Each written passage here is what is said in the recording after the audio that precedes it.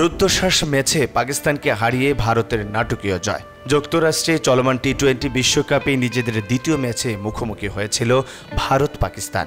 দুই চির প্রতিদ্বন্দ্বী দেশের লড়াইয়ে শেষ হাসি হেসেছে ভারত। হতাশার হারে টুর্নামেন্টের থেকে পাকদের বিদায় একরকম নিশ্চিত।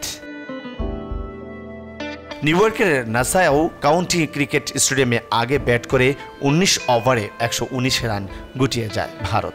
জবাবে নির্ধারিত 20 ওভারে 7 উইকেটে 113 রানের বেশি করতে পারেনি পাকিস্তান। দুই ম্যাচে 2 হারে বাবরদের বিদায় এখন সময়ের ব্যাপার মাত্র। সহজ লক্ষ্য তাড়া করতে নেমে পাকিস্তানকে সাবধানী শুরু এনে দেন বাবর আজম ও মোহাম্মদ রিজওয়ান।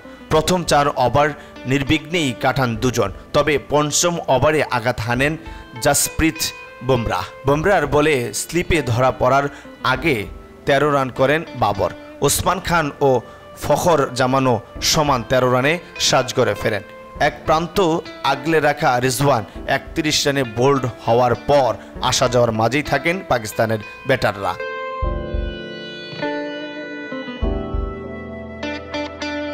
শেষ পর্যন্ত সামান্য পুঁজি নিয়েও দুর্দান্ত কামব্যাকের গল্প লিখে ম্যাচ জিতে নেয় ভারত, যেখানে বল হাতে 3 উইকেট নেন বুমরাহ। এছাড়া হার্দিক পান্ডিয়া 2টি এবং আর্শদীপ ও আকসার প্যাটেল 1টি করে উইকেট নেয়।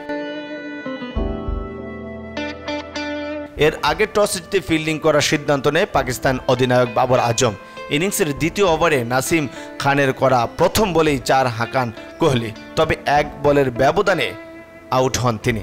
পরের ওভারে শাহিন শাহ আফ্রিদির শিকার হন 13 রান করা রোহিত শর্মা। তৃতীয় উইকেটে 39 রান যোগ করেন আসকার প্যাটেল ও ঋষভ পান্ড। 20 রানে আকসার ফেরার পর সূর্যকুমার যাদব 7 রানে আউট হন। এক প্রান্ত আগলে লড়ে যাচ্ছিলেন পান্ট, তাকে 42 রানে পরাস্ত করেন মোহাম্মদ আমির। পরের বলে জাদেজাকেও ফেরান এই পেসার। হার্দিক পান্ডিয়া সহ কেউই ক্রিজে বেশিক্ষণ টিকতে পারেনি, সবাই আসা যাওয়ার মাঝেই ব্যস্ত ছিলেন। ভারতকে অল্প বেঁধে ফেলার মূল কারিগর পাকিস্তানের হারিস রৌফ ও নাসিম শাহ, দুজনেই 3টি করে উইকেট শিকার করেন। এছাড়া মোহাম্মদ আমির 2টি ও শাহিন শাহ আফ্রিদি 1টি করে উইকেট নেন।